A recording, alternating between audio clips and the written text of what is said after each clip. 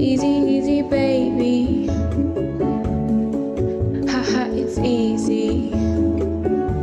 It's easy, easy, baby. I'm easy. Easy, easy, baby. I'm easy. Easy, easy, baby. I'm easy. Easy, easy, baby. I'm easy. Easy, easy, baby. Things keep sliding, call me electric. Join me, baby, you won't regret it. I bet you thought that you knew me. I can get low, I can get groovy. I can choose the end of the game. You sit back and move like a lame, but I'm easy. I'm easy, easy, baby.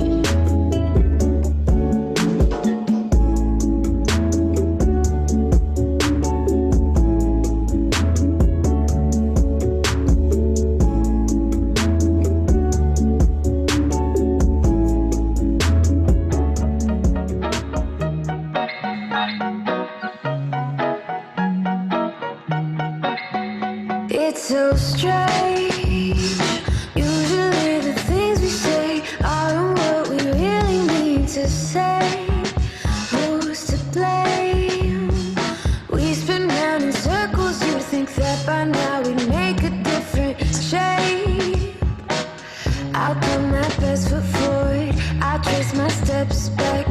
I'll lean a little closer just to take a whiff of that. You seem a bit distracted, a little off track. You turn the light on, I'll switch it right back. You do me when I'm feeling moody. We don't say excuse me when we fight. You seduce me when I'm feeling moody. You know how to do it just right, just right, just right, just right. Why don't we set up right aside so we could see if we were really meant to be? Seems to me we put on a show, but only we know what goes on behind the scenes. I'll put my best foot forward. I'll trace my steps back. I'll lean a little closer just to take a whiff of that. You seem a bit distracted, a little off track. You turn the light on, I'll switch it right back. You do me when I'm feeling moody. We don't say excuse me when we fight. You seduce me when I'm feeling moody. You know how to do it just right, just right.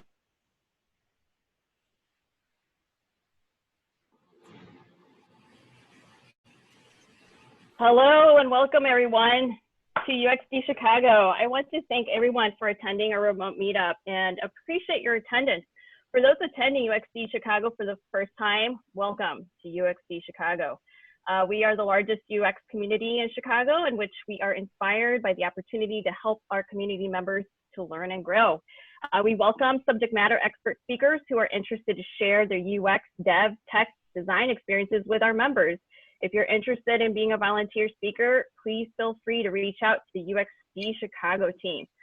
Before we begin, please mute your mics and hold on to questions after our guest presentation. We will have a 15-minute Q&A with our guest, Zahin.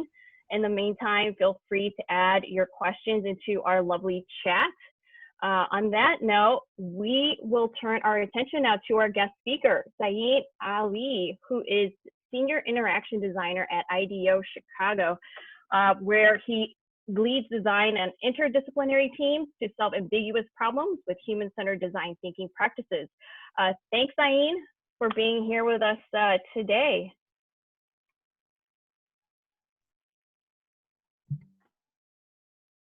Thanks so much, Donna. Um, yeah, thank you so much for the intro. That was really kind of you. It's also just a pleasure to get connected with this community for the first time, actually.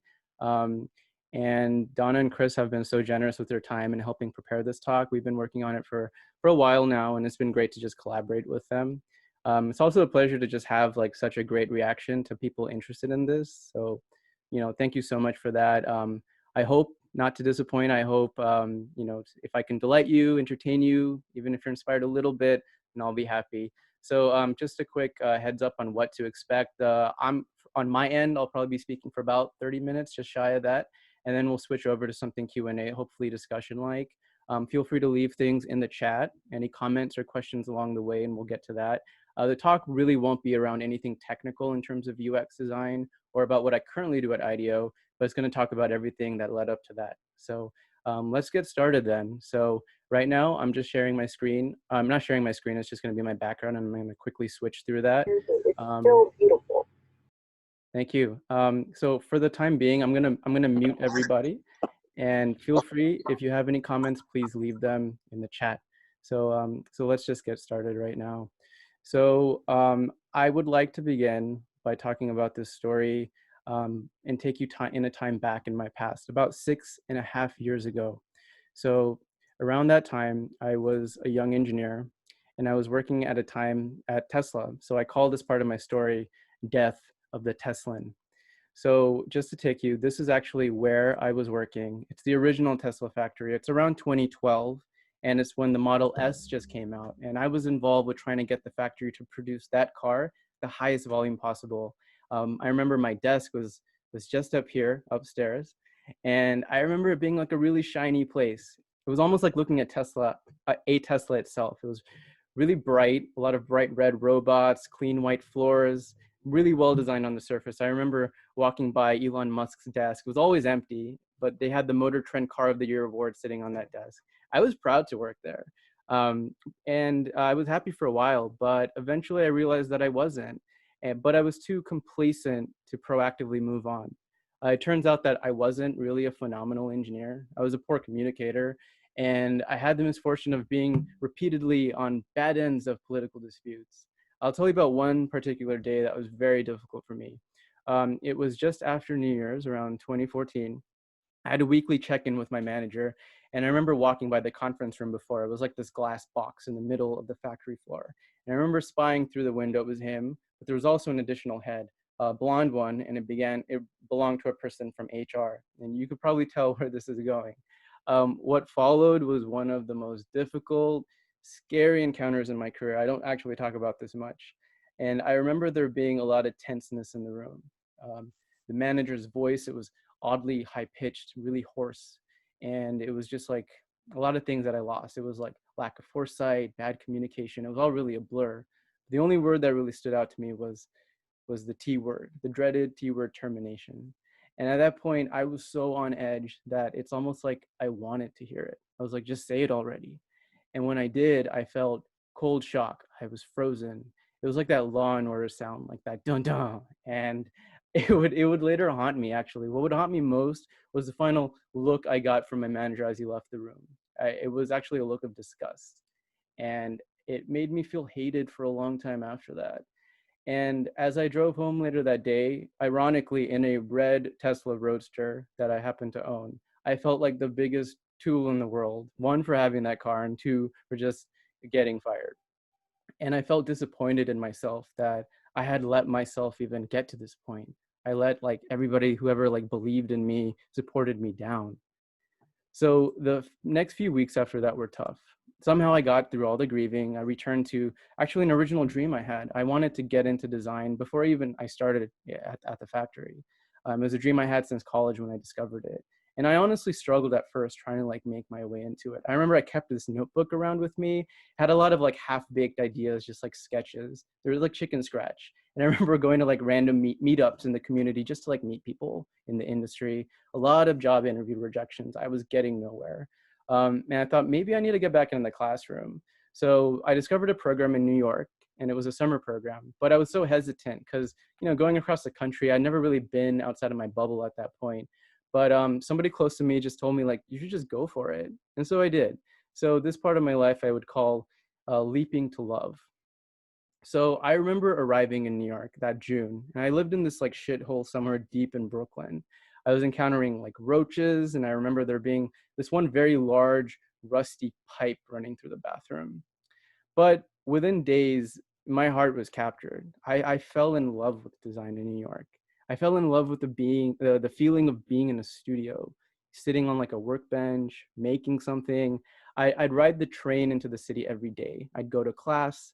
I'd listen to our instructor, this really boisterous man who would sport really colorful printed shirts and tell these really amazing stories. He's been a designer in New York forever. I learned the fundamentals of design process there: visualization, sketching, doing basic layouts, making a prototype, testing it, and so forth. My project that summer was a shoe wearable that would generate power as you walk in it. It was just a concept model. But through some amazing mentorship, I gained new confidence in my abilities. Like I would go to sleep every night as if I was still daydreaming about my work. If I had been sketching that day, I was visualizing like the pen strokes and marker strokes. If it was a conceptual problem, I was racking my brain to get past it. I was also like a scavenger in the city for materials. I'd go to the Goodwill, dump into a dumpster, or dive into a dumpster just to grab a little swatch of leather that I needed. I learned to sew. I sawed a shoe in half at some point, which you see behind me, just to better understand foot form because I felt like it. I really had a childlike sense of wonder and freedom. What I loved about New York is that I could be alone without feeling lonely. And I think that's what I needed then. You know, on a warm summer night after a long day in the studio, I could eat by myself. I could go to a movie by myself and I'd be perfectly happy. And I think maybe it was about having the time and space at that point in my life to nurture this emerging passion that I sensed. You know, at the end of the summer, I felt like I think I've discovered something that I might be happy at. And I'm really lucky to be feeling that right now. So after that, I walked away with a lot of energy. I realized that I can actually thrive in a slightly controlled, structured classroom environment where design itself is a very like non-prescriptive thing where you can take it in any direction. And I convinced myself, I think I need to go to grad school. So I started setting up all these meetings, like on my way back to California from New York. And I booked meetings and I brought my project in as a talking point, and it really felt like sort of a passport to the table. And I was planting seeds to like begin these relationships with people at these graduate programs. But what stood out to me at that point is that I lacked still a lot of skills to have a basic portfolio to even apply with. So then I went on this journey where I would known to be called by some friends as Studentzilla. So over the next few months, actually, it was really time to dive in. If that summer was about testing the waters, I remember packing up my car because I was going to a night school program down in LA.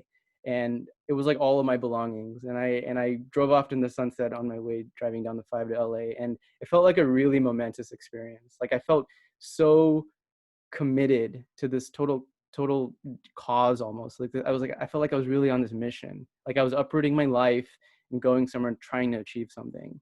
And like I remember arriving in Pasadena that summer on a scorchingly bright day. I was looking for a place to live. And I spent some time living in a hostel in Japantown. I was sleeping on a mattress on the floor that still had the plastic on it. It was really crinkly. And at night, I'd often ask myself, like, what are you even doing here? Like, what the hell are you doing right now? And that time I felt desperately actually over my head, overstretched. Like I was trying to do too much. I was trying to explore grad school, also doing homework at the same time, like wherever I could. Like behind me, like I'm doing sketches for sneakers in a car on the road. I remember at the end of that class, I approached the professor, this really grouchy man. He had educated some of the best car designers in the world. And I was like, how did I do? And he was like, terrible. He's like, you had one decent sketch all term, and then shook his head and walked away. And I'm like, sorry I asked.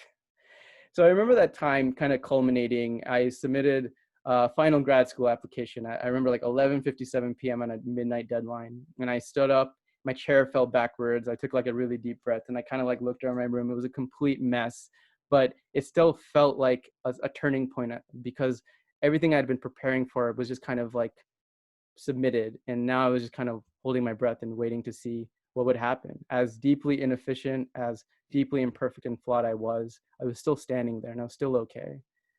So I would have a lot of success actually applying to grad school. Like I was very indecisive. I applied to like all the programs. Like I applied to over 12 different places and different areas of design, but I settled on one unique media design program at Art Center in LA, I would actually end up dropping out.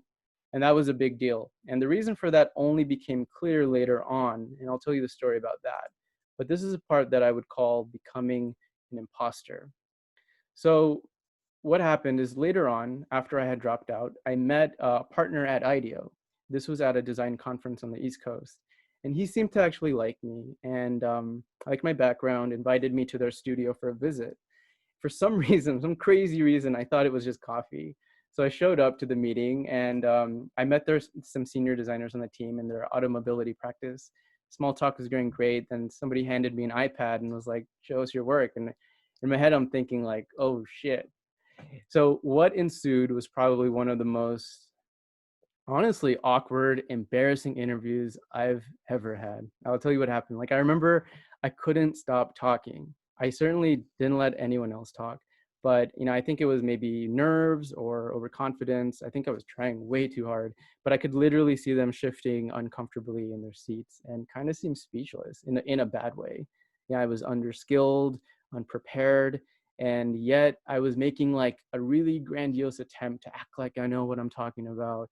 But when I was actually prompted about details about my work, I was completely failing. I could only muster in describing how challenging it was, but not actually saying anything of real value. In short, like I was so over my head that my head was up my ass, really. And with a sigh and a look of disappointment, the partner said the usual, we'll let you know. And that sucked. That sucked, feeling like I had let somebody like genuinely hopeful in me down. And for a while, IDEO felt like, the one that got away or like it wasn't meant to be. And I think after that, I kind of came to a realization. Like the past year when I was in this grad program, I was preparing myself almost like as a fake, like I was being inauthentic. And from the very beginning, I knew that I always wanted to design solutions for other humans. And that was non-negotiable.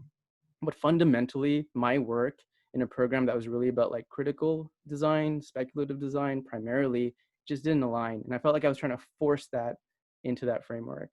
And for me, what was missing was a clear opportunity to translate human-centered design application to real industry, to like real products that would actually reach real people.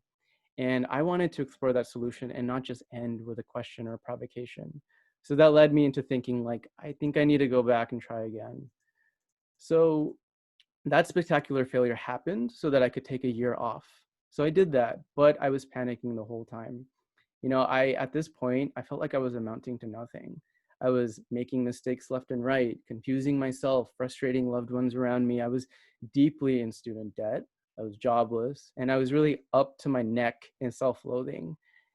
This is a time when I almost gave up. I almost threw the towel in. That means I almost accepted an engineering job again somewhere that I really didn't want to be. And albeit like a summer internship, I didn't have anything secure and I needed a plan. So I decided to go back to grad school again, round two. This time I was a lot more careful about where I went. I only applied to one school and I went to Carnegie Mellon and I attempted to finally, I would say, dial it in. So when I arrived, I remember arriving in Pittsburgh. And this time, for like the upteenth time, I packed my bags and I moved to another city to start something. And this time I felt like I didn't really have to, you didn't have to be this way if I was more careful before. But that motivated me even more to make the most of it. Like there was a lot of trial and error at that point. I felt like I finally knew what I wanted, and I'm here to make that happen. I don't think it was the program. I think it was really my attitude that made the difference. At this point, I carefully applied like guardrails to my work stream. It accurately reflected some of my values, and I was able to like get a clearer picture from my design point of view that I'm honing. I was really focused. Like I treated school like my job, and I wish it was always the case. I refused to pull like solo all-nighters. I began my recruiting process for jobs as early as September. I began to see like personal qualities in myself and strengths, potential strengths that were emerging. And I felt really inspired that I could refine and hone this. And the best part is I worked with some of the most talented and earnest students I've ever met. My final project in that program was like the crown jewel of a collaborative design moment. We designed a new connected museum goer experience that was around learning. I thought that we did a great job like balancing human-centered solutions with technology. And it was such a joy working with the team. Like we were collectively toiling away for a couple weeks together. We were building a deep sense of camaraderie. I thought that everybody like so impressively brought their own unique skill set to the table. It was a real reflection of interdisciplinary work that I would really come to embrace in my future at IDEO. So funny story is later in that spring, I'm on campus, I'm sitting in the school gym. It's, I think it's like career week or something. And I'm waiting to be called for my campus interview, this time incidentally with IDEO once again. And I come face to face with someone that was actually in my original failed interview a year earlier. And we're both like, what are you doing here? And at that point, my interview was finally honest. Like I openly admitted to needing some more time to mature, to find my way. And I spoke to my work in great detail, both conceptually and tactically. I told stories about working with my team, the good and the bad. And this time around, it felt cathartic and like a second chance at redemption. Sure, it felt good to, get the job, but what I realized was that, that's nothing compared to the feeling of finding your sense of belonging somewhere, discovering the generosity, the inspiration, the optimism of some of my wonderful colleagues at work. That itself is the real blessing that made, literally every bead of sweat, moment of anxiety, tear of despair totally worth it. So as I'm concluding my story right now, I'm thinking that a couple insights have emerged. And I think it might be helpful to reflect on that together for myself, maybe for you. The first point is that I think that there's a lot of beauty in, rising from failure. Things, they don't always go how you imagine in life. What's really most defining is how you react to it. And what do you do after that? I'm sure you've heard that before, but with any kind of failure, it's only human to feel loss, confusion, and grief. For me, it felt like I was being buried into a hole. And as a means of getting out of it, what I found helpful was to seriously invest time in understanding the failure, like what went wrong, but to be careful not to dwell on that because that can be unhealthy. It was helpful to become mindful of where I was at that point and what options do I have to move forward. At that point, I leaned really heavily into all of my resources at my disposal, sometimes shamelessly, going to friends for help, mentors, different programs like academic programs for me. The design thinking industry, it's always celebrated failure as a mode for introspection, learning, and growth. As a designer, I believe that every act of failure experience, it adds this sort of like additional layer of dimension of kind of understanding optimism better. It tempers it. It makes it stronger because you have concrete experience to look at as a memory. And I think that maybe if we put less weight into tying our identity into what we have in the moment, and we realize that nothing's permanent, we could lose whatever we have tomorrow. And if we better prepare ourselves to always be game to try something out in case something goes wrong, I think we'd be happier. Additionally, I really found it helpful to be up to try things out. So rising out of failure for me required me to try things that I normally wouldn't do before. So in various degrees of scale, each one had its own measure of success. I found this to be a very iterative, experimental way. I'm calling that prototyping. In that act, I was listening to myself for signals. I was looking for clues to like find direction to help make my pursuit more clear. It could be something as small as like attending a meetup just to meet people in industry, or in my extreme case, like completely uprooting myself and going to night school and trying to start from the bottom. I'm calling that defensive prototyping because it's in service of yourself, much like a life preserver would be. And I feel like it really saved me here. At places like IDEO, prototyping, it's the cornerstone of how design projects succeed. Somewhere between the iterations of diverging and converging of thought on projects, we're building and testing prototypes. It's almost always to learn about the user, the client, and even ourselves as a team, so we can do better next time. In the case of extremeness, whether it's maybe prototyping a wild or unrealistic idea or looking at a seemingly irrelevant but analogous source for inspiration, there's value at looking the bounds that are imaginations that push for us. We can be provocative, and very often we can uncover new insights. For me, probably what made the entire journey so memorable was that it felt like an adventure. Like I had these very visceral moments that I'm like recalling right now, and it's like I'm transporting myself. I learned about myself then. I learned that I'm somebody that loves to experiment, and I love to make my life feel as iconic to myself as possible, because those memories are worth sharing and they're worth living. There's also a cautionary tale here, because things can get kind of out of control very quickly. I realized that because my story got so extended and it got very difficult at times, that I didn't have enough constraints, like reasonable constraints, any kind of structure at times. I didn't keep long-term goals in mind. And that can make your journey very frustrating. You can waste a lot of time and resources if you're not careful. It's something that I'm continuing to work on every day and get better at. Humility, I think, really goes a long way. And it's actually very prized in our profession, because design is something that constantly puts our egos on the line. And that's because the profession it's a personal one. We do work that's a reflection of ourselves.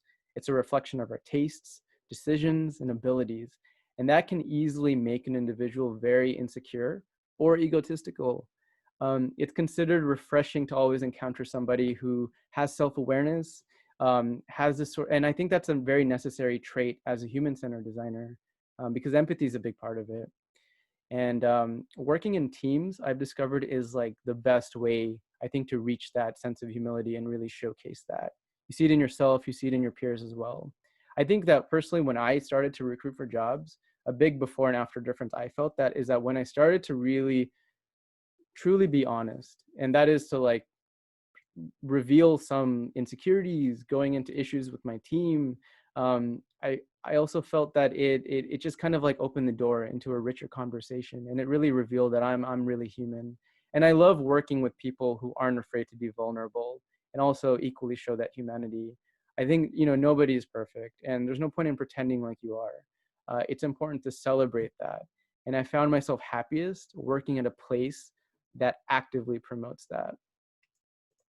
I think that life is really about working with others, and you know, learning how to work with others. I think that's what design thinking is all about. I discovered how important it is to pay attention to really authentic stories about working with others. I think that everything in the real world is based on people to people interactions, and that's what a relationship is. A relationship gives form to that. It's like a container for a person to person interaction. Early on in life, in school, we learn how to play with others, but somewhere along the way to adulthood, we sort of forgot that. And life became all about individual success. I mean, take a look at LinkedIn. It's so individualistic. So on my personal journey, I felt that a major turning point in learning potential, real personal growth, was when I began to spend more time working with other people instead of just trying to figure it out all on my own. That was a big turning point, like when I was between the two graduate programs. This is true when I was in the classroom as well as when at the workplace too. Some practical advice, like if you're on a team right now, I'd recommend taking a moment and trying to connect with people that you work with on a personal level, trying to build trust. It really goes a long way. Give each other constructive feedback. Try to enable each other to grow. I'd say personally, speak up often. Try to create more clarity. Don't make assumptions about yourself and let yourself get too conscious. Something we do at IDEO, we form team agreements before projects start, and we try our best to practice good communication and also like doing what you say you will. So as I'm like done with my reflection right now, you know, that's pretty neat. You know, I seem to have survived an ordeal, and I'm like walking away with some pretty cool insights, but it's not actually so straightforward. Like I wish life were that simple. So a wrench that kind of got thrown at my way was 3 months into my time at IDEO. During my first project, I think we were in the middle of an interview. I got some pretty bad stomach pain. I ended up in the hospital for about 3 weeks with a liver infection. One day was particularly challenging. Like I was used to life in the hospital at that point. I was just getting over a bout of pancreatitis. My partner at the time was by my side, and a doctor enters the room to inform us that they discovered what seemed to be suspicious of a tumor in my liver bile ducts. I spent many months after that in a state of being numb, confused, and in denial. It it wasn't so cut and dry. Nobody at first was really able to tell me, like, did I have it? Do I not have it? It was a gray area. I didn't really know what to think about it. So for a while, I just chose not to. The process was so drawn out that in that spring, I finally got a diagnosis after a biopsy that I was positive for cholangiocarcinoma, and that is cancer of the liver bile ducts. I remember staring at that test result on my phone. Yeah, it was a combination of half expecting it and also just being heartbroken. It felt pretty surreal. Like, you never think you'd be the one to get something like that, and then it happened. So pretty unbelievable. So imagine, like, I was up until that moment, I was imagining myself like young designer, fresh off of this successful journey at IDEO, doing work, celebrating, and then life comes behind me, taps me on the shoulder, and is like, "I'm gonna let you finish, but I just want to let you know you got cancer. Good luck with that." And it very much was like one of these moments, you know. It's just like, there you go. And to be serious again, I'm just like, I was so close, and yet I can't believe that this happened. Considering how shitty that experience was, I'm very grateful that my process to date has actually been pretty smooth, including surgery, chemotherapy. I've had some really excellent doctors to thank and some really supportive family and friends. Like, I have a real reason to be optimistic because of them. So I'm not out of the weeds yet. Things have been going well, but it's still up and down. And I've got a lot of help along the way, and I think I should be proud of a lot of the progress that I've made. It's still going to be a long road. Going through something as serious as that has made me really struggle to make sense of my journey to date. And I'm just like, wasn't that all kind of trivial and kind of futile at this point if it's all kind of going to end this way? And I felt very disempowered in that moment. This notion of like prototyping my way out of this suddenly felt very silly and deeply insulting. But on the contrary, you know, when it comes to personal hardship, I realized that the buck, it stops with you. You need to be able to help yourself, which sometimes can feel very impossible. I think something like that requires a deep level of resilience, but I think you can build that over time. When I think about a lot of these learnings and takeaways, you know, like prototyping, rising from the ashes, working with others, humility, the value of an adventure, like, are they still true? I 100% think that they still are, even more so because I think that I've gained a little bit more perspective and gratitude now. To these, I would probably add a couple more things. I think the act of practicing gratitude is very valuable. It's really important to just pause and pay attention to what you have right now. The only reason I was able to even discover any of this stuff is because a lot of the privilege, a lot of the resources that I had at my disposal. I think that along the way, it was very easy to forget a lot of things that I've already been through, like the fact that I was an engineer in a prior career. I think there was a lot of value in that. And for a while, I just didn't even think about that. So I think progress is iterative. I think it's multi-layered, it's complex. Your past shouldn't be forgotten. So in that vein, I would say respect yourself. Part of this journey, I think the whole time almost I wasn't doing enough of that. I was sort of abusing myself, a lot of the self-loathing, putting myself in like unnecessarily painful situations that I didn't have to do so. It really felt like a grind at times. So what I'm learning now is that, you know, pay attention to that. Try to be kind to yourself.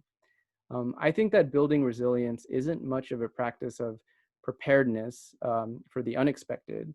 I think it actually really is about self-discovery as a journey.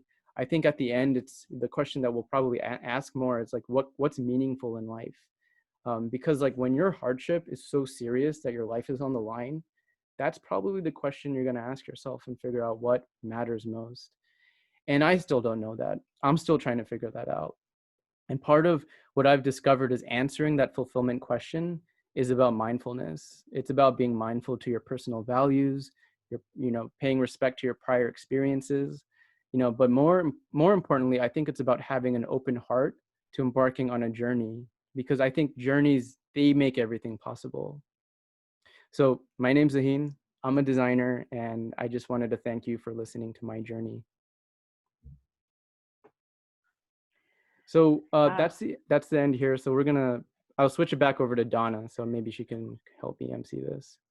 Zane, thank you so much. That was a wonderful presentation. And so we're going to start with questions. I did notice there was a question here from Neha.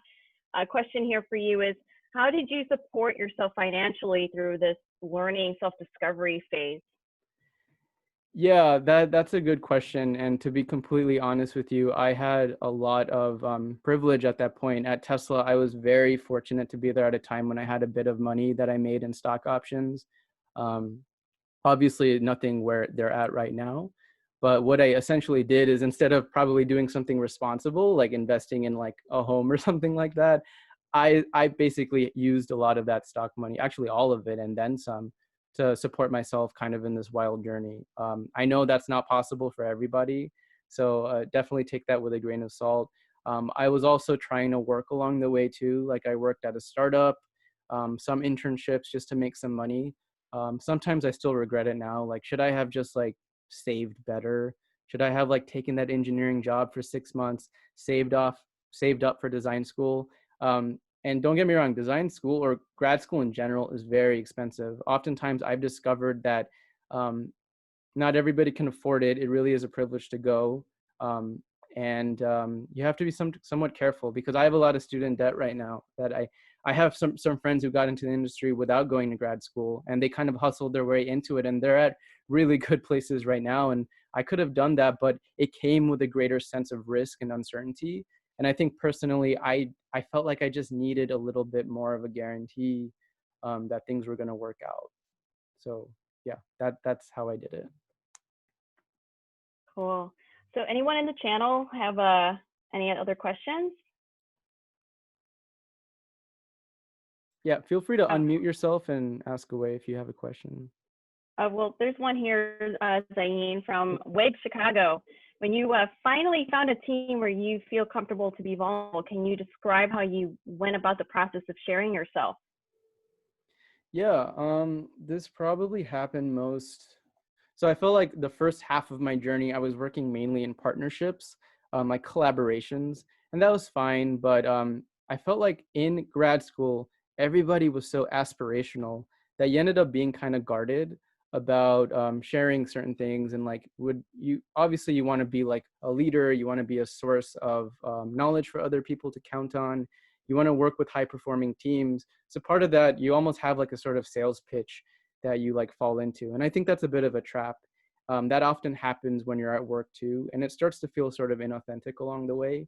Probably the first time I kind of switched was after I was in grad school the second time, and I was a lot more vulnerable with certain people in terms of like communicating, like, what do I not know, like what tools am I not comfortable using as a designer, what do I still need to use, what am I still working on, but also just being like honest about what are my strengths too, and stepping up and trying to offer that on certain projects that I might be on with other people. That got even more common when I started working, because I feel like at that point, that sense of like aspiring, that sense of like hustling and selling yourself, essentially that chapter sort of winds down.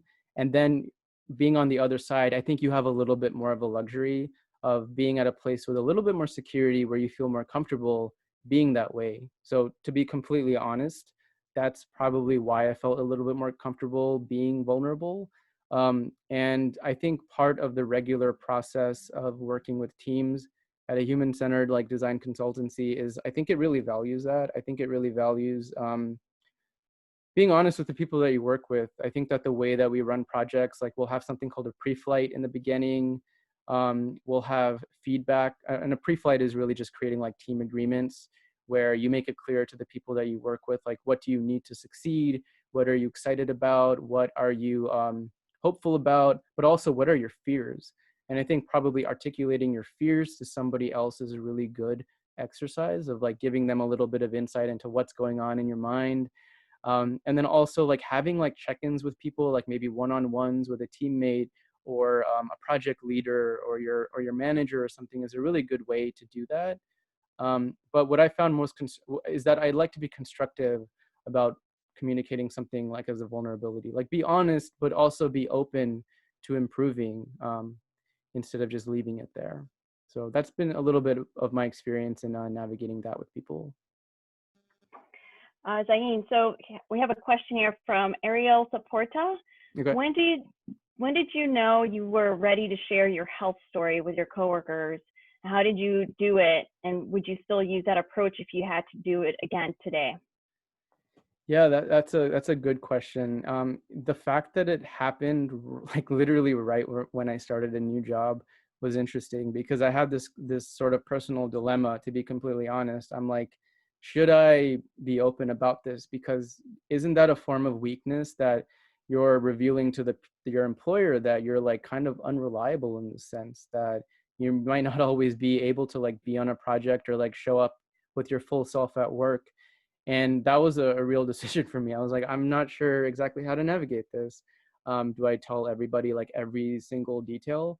But for me, it wasn't like, oh, I had cancer on September 3rd and I started on June and now I need to tell everybody on the next week. It wasn't like that at all. It was a little bit more gray. Like it went on for like several months. And I was like slowly being revealed like what happened. But eventually, like in my story, like I knew I had it.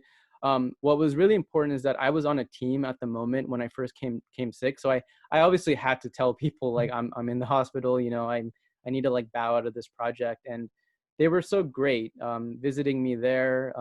They very quickly replaced me with another available designer, and I'm really grateful to him for that too. But also, I think what I ultimately settled on is that for the people that you're really depending on at work, like my manager, like a mentor, people that I'm really close to on projects that I feel comfortable enough being vulnerable, I'll probably tell those people first. And I'm okay with that. Like personally, that brings me peace. And later with time, I think slowly just coping with the whole situation, I started to think that, you know, this isn't really like something to hide, but also I'm not going around wearing it on my sleeve and making people feel bad about me. I don't think that's a part of my personality because that feels manipulative and I don't want to do that either. So I think being honest when the time is right with the people you feel comfortable enough. And then I've slowly like kind of told more and more people over time, but in no form or another did anybody at work expect me to like have an event and like a reveal party to like tell everybody I had cancer. No, it wasn't like that. Cool. So here's another question from Shifali Haldar. I'm so sorry, he. Thank you so much for sharing your story. What were some strategies you used to help you self-reflect along your journey? Yeah, I'm really excited about that concept. It's actually something I'm really interested in working now from a design perspective. And I felt that when I think about it, it was also fluid, and I honestly didn't do enough of it at the time. Like I do a lot of it now, and that's why I'm able to like extract so much like detail from it. But no, I failed to keep a journal. I felt like I was kind of like shooting from the hip along the way, and that was really frustrating. Like um I think somebody had told me like, why don't you make a plan? Why don't you write this down? Why don't you like actually like kind of meditate on this? It would have been helpful if maybe I had a career coach maybe before I like got into grad school. That would have been a pretty good investment of my money to help me sort of navigate this, make decisions, reflect on it with like a professional, and we can make sense of it together. Instead, what I think I was doing is I was just getting like, I think I was glamorizing the whole process and I was becoming unrealistically hopeful about certain things. I'm like, yeah, I'm going to go to this like really dope design program in LA and I'm going to make cool shit and I'm going to become famous and that's going to be it. That was just disingenuous to myself.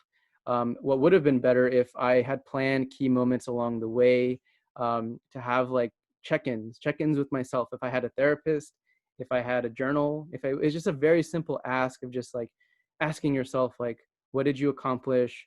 Who did you help? You know, what did you initiate? If you can just even meditate on that like every Friday for 5 minutes, even at your current practice, like what do you do at work? I think you would probably reach a lot of your goals personally and professionally. So that's something that I would probably do if I had to do it again. So we have a question here from Lismar. I am so sorry if I'm butchering your name. Lismar Maurice Molina. She says, or he says, thank you for sharing your experience. What are your recommendations for those as me who are currently switching to the design area? I am in a boot camp, but I have a lot of fear about the job market. Thank you. Yeah, thanks for that question. Yeah, I actually know a bit about boot camps. I know some people who went through them, and then coming from like a non-design field into design is essentially what I did. So it is challenging. I remember in the beginning, like around like 2012, I was just like Googling random stuff. I was like, how do I get into this? What programs are there? I remember there were some boot camps at the time, but I felt like they were so kind of like cursory, and like the feedback that I was getting, that a lot of people don't necessarily like, there's a sort of bias against some of these boot camps, that they don't feel like they really go into depth. So I know some people who like who did a boot camp and then also supplemented it with going to grad school. But then after that, they're like, I wasted money. I shouldn't have gone to grad school. I should have just done the boot camp. And then what I've realized is that maybe like the top like few students, like in terms of like creating like polished work, having a truly in-depth understanding of the design process, they end up doing well. They end up maybe getting a job somewhere and then switching over. And then if they really want to work somewhere like in tech, they're ultimately able to get there. It just required them to have an additional step, like an additional sort of kind of uh, entry level position somewhere for them. So I've seen people succeed in that way. But in terms of like actually getting into the field, my biggest regret was being so scattered into what kind of designer that I wanted to be. I initially started off as wanting to be an industrial designer. I've always been obsessed with form and function in that way, and beautiful things. And I realized quickly that the road to practicing in that field requires a lot of skills. It requires like hard skills, like years and years of like sketching and visualization and modeling development, which I kind of just didn't have the stomach for. I also realized that there's not a lot of job opportunities for something like that. And the industry is actually changing kind of away from that very quickly. I found interaction design to be more forgiving in that sense. There's a lot more opportunity in that, different ways you can take it. I think for the longest time, I was trying to fuse like product design with more like interaction design, and kind of being like really at the crosshairs of that. But even that is a very like kind of thin opportunity. There's not a whole lot of availability for something like that. So I think it's a matter of constantly being inspired, like looking at design inspiration out there, understanding like what does good look like, and then just understanding your personality a little bit better. Like what things get you excited, like as a designer, what problems do you want to solve? Are you more interested in social innovation or service design, or about launching new business ventures, designing in that realm? So I was lucky that I had a little bit of time and space to try new things out. Like I spent time at a startup. I was working for a while at a summer at NASA. Um, I um, I had a lot of really cool project opportunities kind of in different like industry spaces, like in the museum and learning space or the healthcare space when I was in grad school. So I saw each opportunity as like a preview of like kind of testing the waters in this area. But what I found that in like boot camps, you're often always like focusing all your energy on like the portfolio, to telling employers exactly what they want to hear to land that first job. But when I was in grad school, it was a little bit more about exploration. So if you're kind of like on the fence there, I would recommend maybe like doing a side project with somebody on something that you're really passionate about, and trying to build a stronger portfolio that's just more true to who you are. I think you'll have a lot of success if you do that. So, question from Karina Cato. Sorry again. So, thanks for this presentation. You mentioned that at one point you were ready to give up and was questioning your path and pursuing design. What did you tell yourself, choose to listen to move past that? Yeah, that was tough. I felt like I had it wasn't all about me at the same time too. So I mean, I was sort of, so that was in the middle of that year that I had my like spectacularly bad IDEO interview, failed attempt. And I was considering like going to, giving up, kind of going to another job again.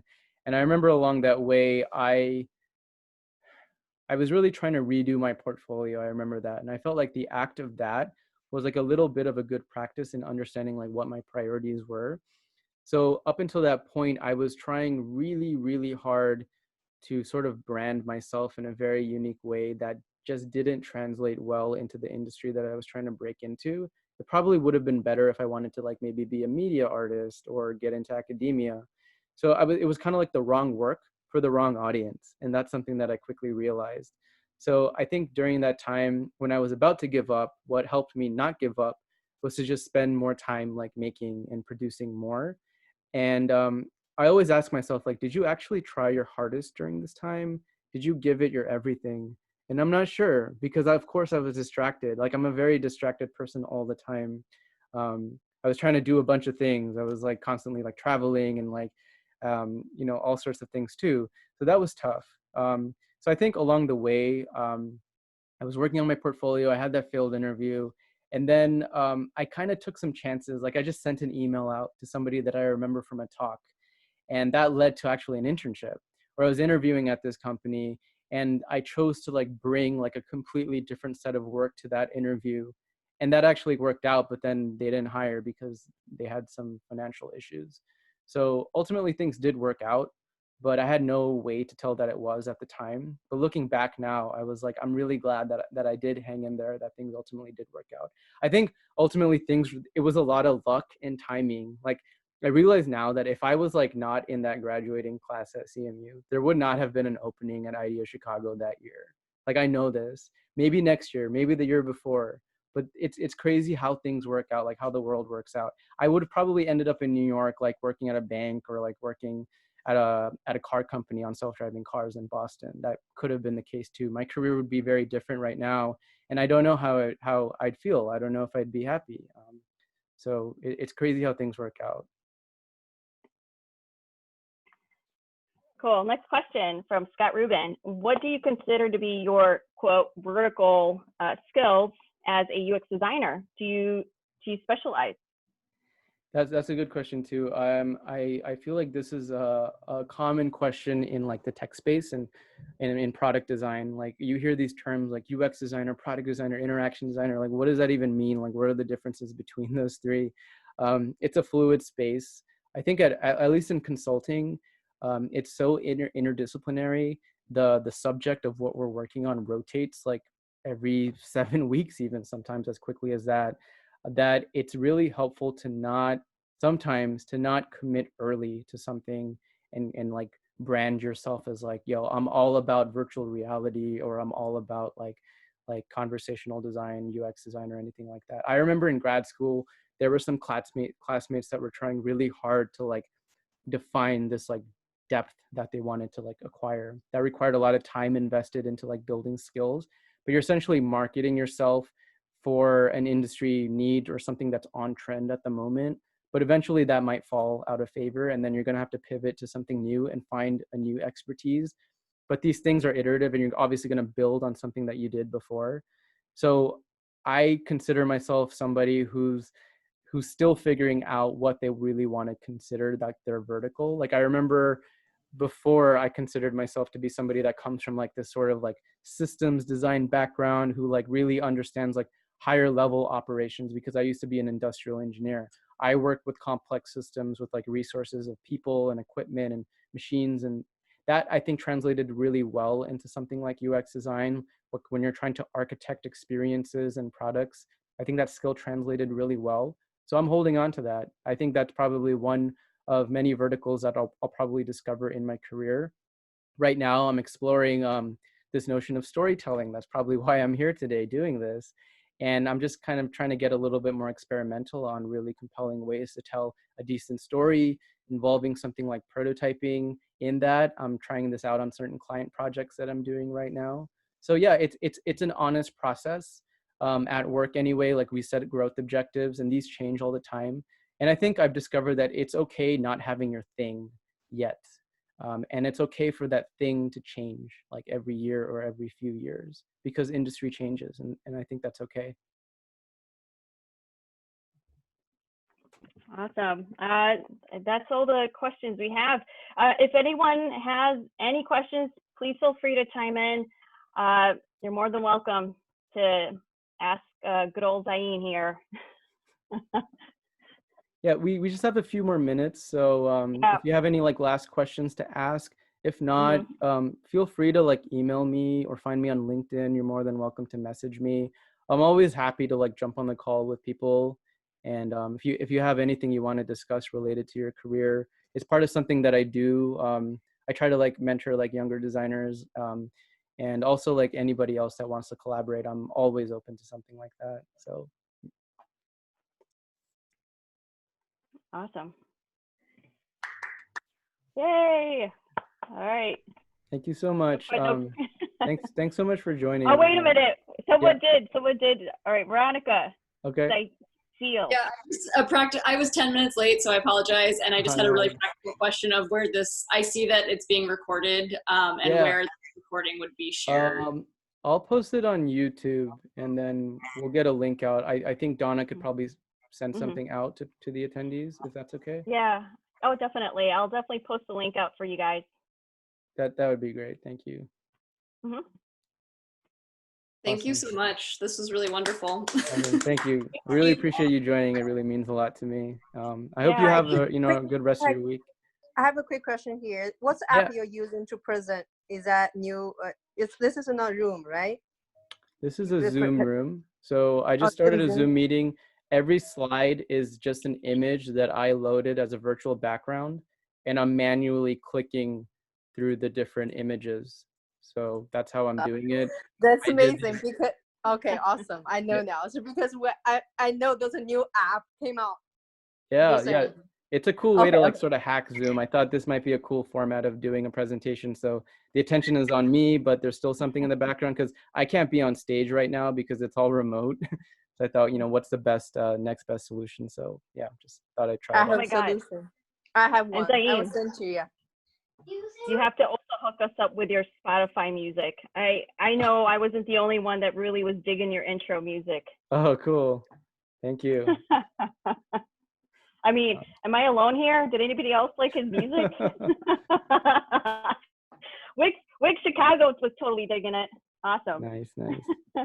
Awesome. Thank you so much. Thanks Thank for you. sharing. Have a good one. Take care. Yeah. Have a Bye good now. night. Have a good one.